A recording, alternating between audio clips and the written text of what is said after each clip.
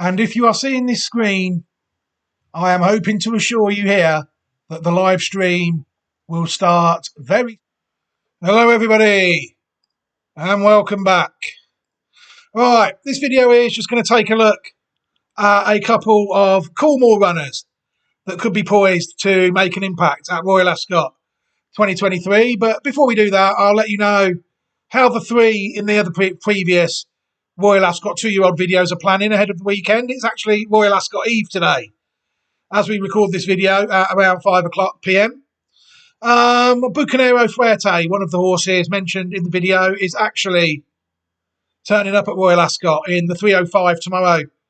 The Coventry Stakes looks a very generous price as well. Let's hopefully he can do himself justice in what is always a remarkably difficult race to win. You know, it always falls behind two stalls for me. Is it going to pull? Is it going to throw a classic winner or a classic horse or a sprinter? It's always fascinating to find out which way the race goes. Bucanero Fuerte is on the sprint side, which is unusual for us, but he is, because we're only doing 2-year-old horses, not classic horses on this video. So Bucanero Fuerte, I think, could be a good 2-year-old, hopefully. Let's find out. Hopefully time will tell if we are right. The next one, Democracy, the Aidan O'Brien horse, actually unfortunately hasn't managed to turn up at Royal Ascot. They ran it second time out and it was last. So it took some guts to come back to Royal Ascot after that.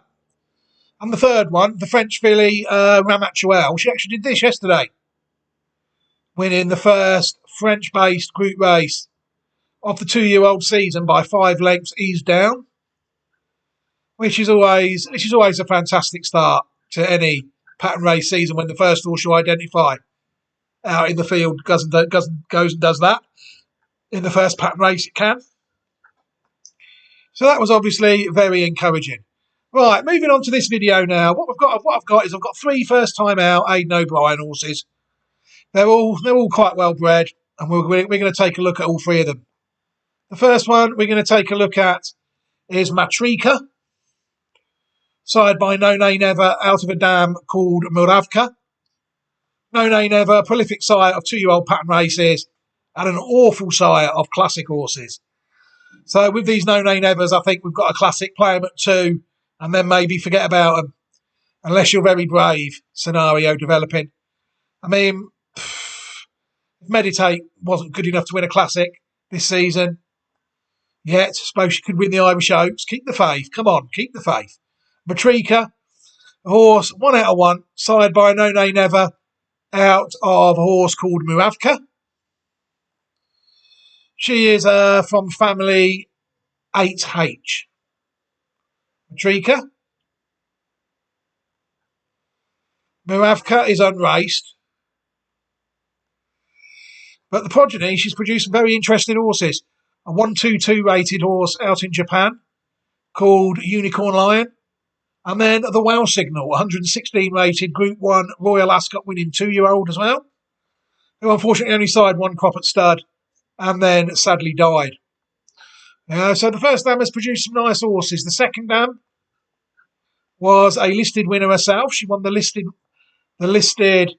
Scepter Stakes in 1990 and was also placed in the 1990 Prix de l'Opera back in the day when it was a Group 2. And she has also sired a horse called Tolpodder, who was rated 112 when trained by Tommy Stack and stayed a mile. The third dam, Madam Secretary, was interesting, really. Madam Secretary, the Racing Post told us she was in fact unraced, and she had in fact won 2 out of 12 starts and $22,000. Black type producer, as we know. Quite an interesting pedigree. You'll see that there's plenty of horses that Madam Secretary, one of the horses that Madam Secretary did foal herself, was actually a classic winner, a half-sister to the second dam, is French 1,000 guineas winner of 1996, Tarib. So there is classic hopes in there. Even though this is by No Nay Never. It's an interesting horse, this one, I think. The Wow Signal, very good horse at 2. Yeah, we're hoping that this is a good 2-year-old Muravka and then take it from there. Let's watch her win, and then we'll move on to the next one, I think.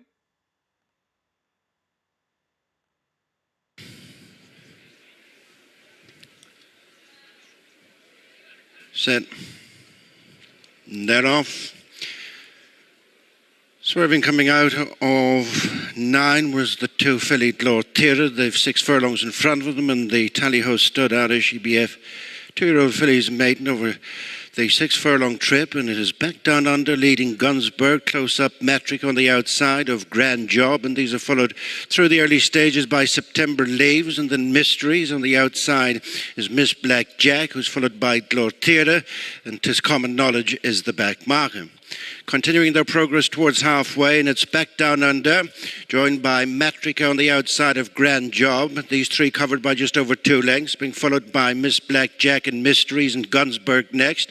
Nudged along on the far side is September Leaves, couple of lengths to Glortira and 'Tis Common Knowledge. Racing past the 2, back down under, the fractional leader with Grand Job making ground in between horses. Matrica there on the outside with Gunsberg right in behind them, followed by Miss Black Jack, and they're followed by Mysteries, and it's Matrica battling it out with Grand Job as these kick away from Gunsberg, and it's Matrica in front, racing deep in the closing stages and driven out by Ryan Moore. It's Matrica winning with ears pricked from Grand Job. Mysteries finish well for 3rd with a gap to Gunsberg, and Miss Black Jack next.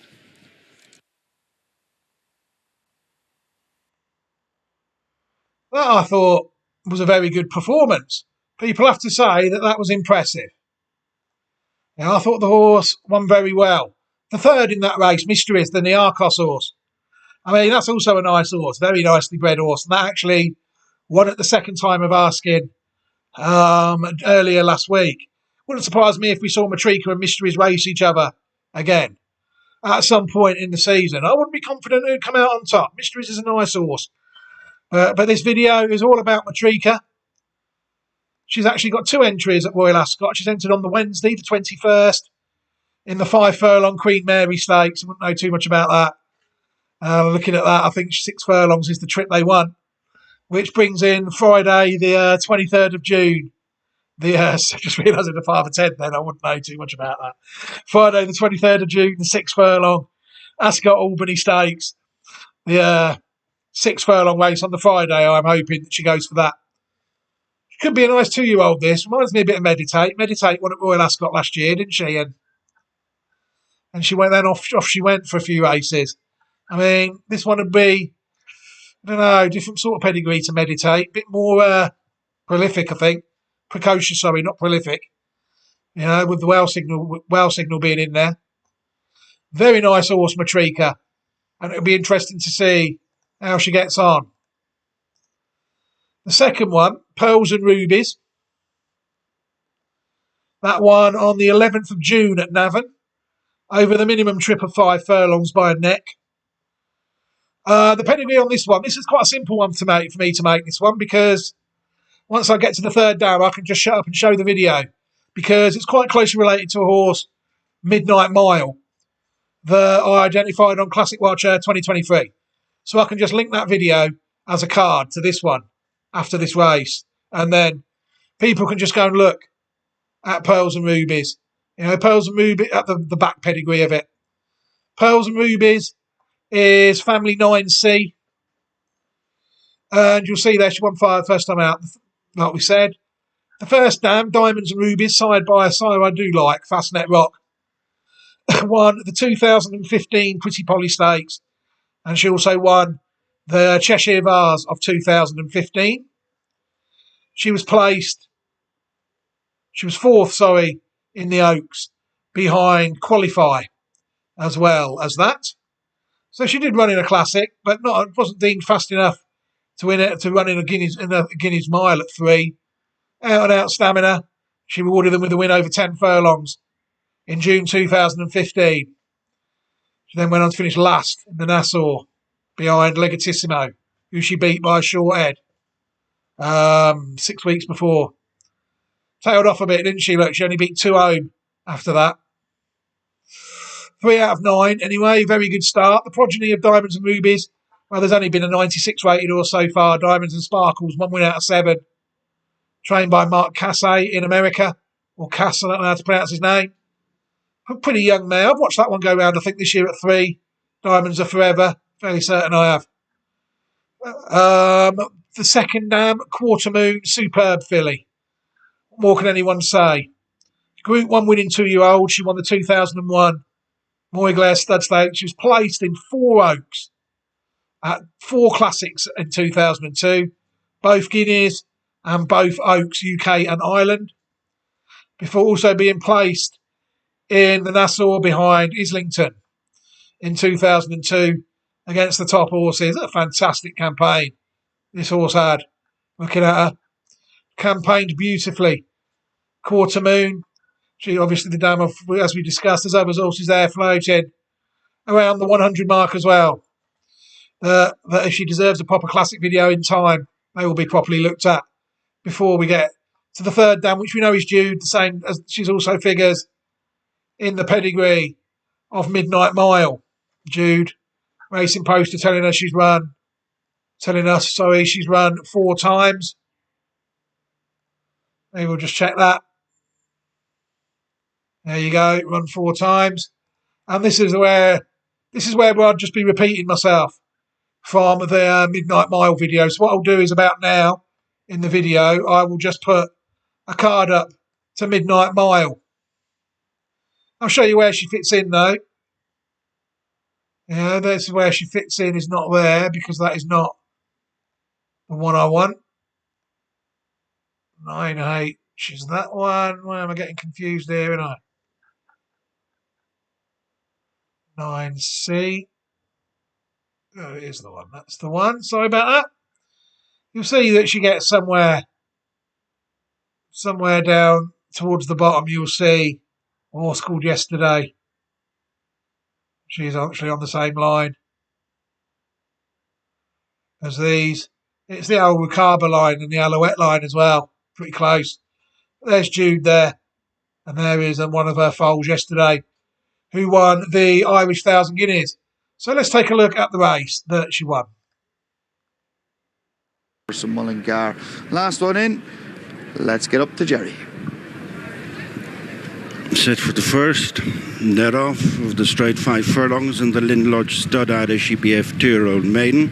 Well away Ocean Baroque, taken on by Little Mimi, showing good speed in the centre is Lightning Army, followed by Strong Possibility. These are tracked in the early stages by I Am Invictus as they come up towards the 3 furlong point, and they're on opposite sides of the track. It is Lightning Army showing in front of Strong Possibility on this side, followed by I Am Invictus and Ocean Baroque. Right over on the far side, reaching halfway, is Little Mimi, followed downhill by Stay Sound Susie, and then Petals and Rubies, and C Senior and Asian is next, and attached is the best turned out winner Kiantov as they race to the final furlong and a half, and I Am Invictus strikes the front from Ocean Baroque. Running on is C Senior over on the far side, followed by Petals and Rubies. Lightning Army is folding, and then Asian, but it's I Am Invictus the leader.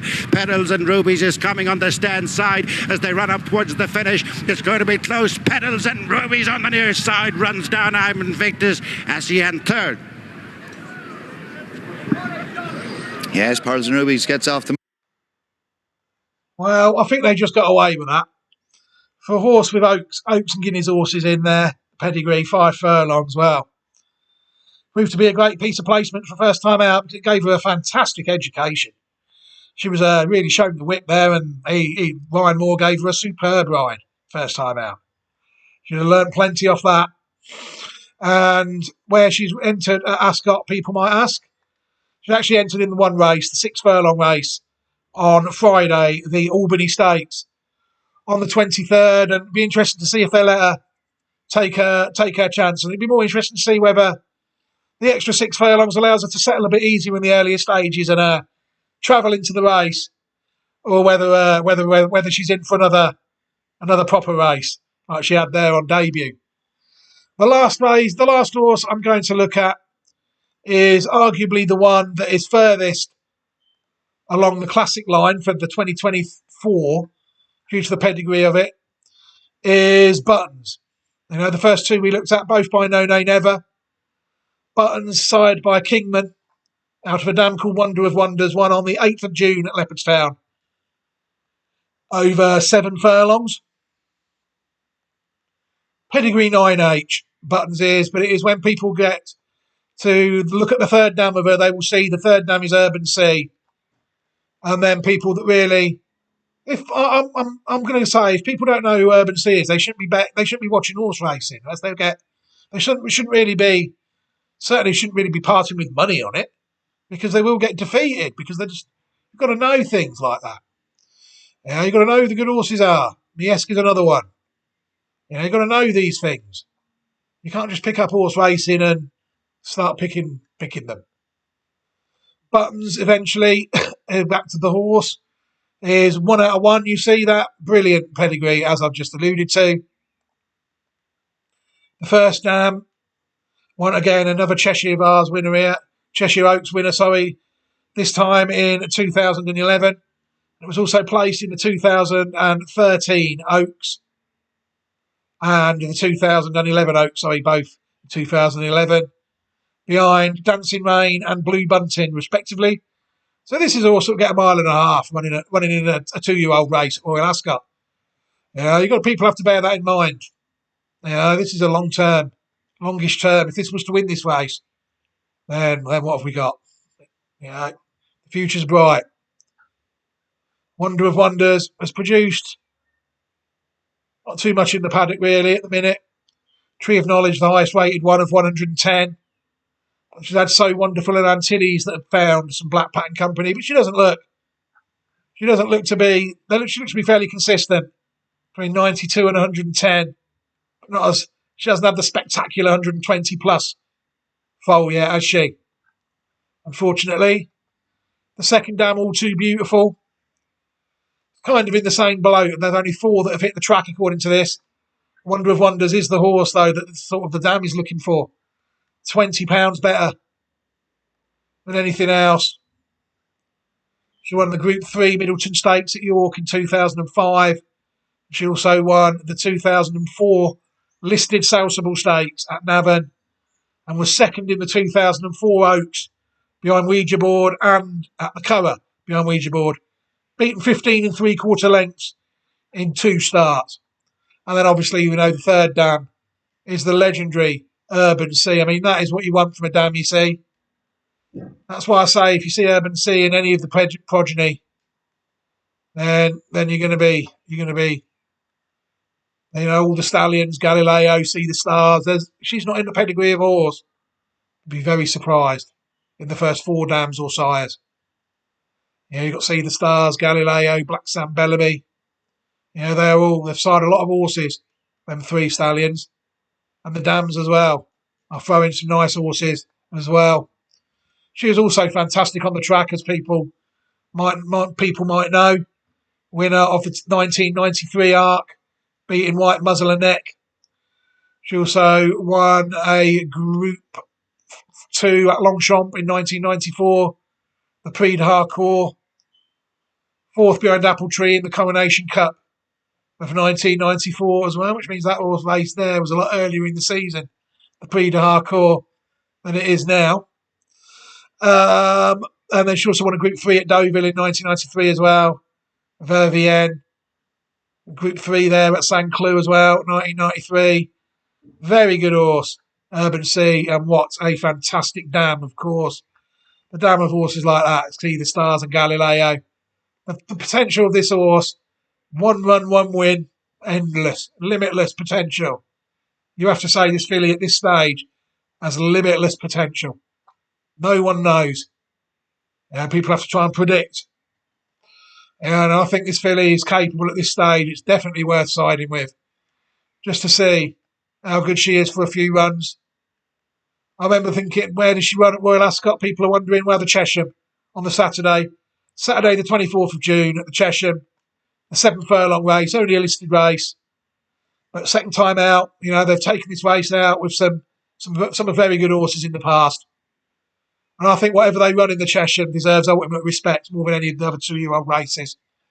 Regarding the classics next season. So I'll be looking forward to Buttons and seeing where she stands even at this early stage. To be honest, the one in the previous video, Democracy, I was hoping that he'd end up a Cheshire horse. It hasn't happened. So Buttons has come in. And I'm sure he's running others. This is the only one that I will be taking a look at this stage.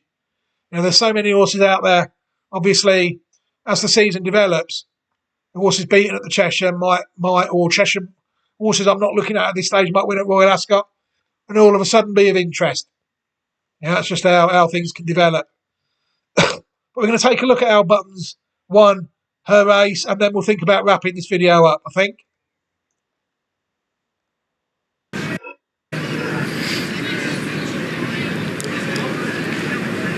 All in. And that off in the first race over 7 furlongs. Missing the break was the 7 filly Tashos. Up front it is Lord Tira leading Buttons the end of the first furlong. They're followed by Serious Notions and the Royal Blue Cap is Content.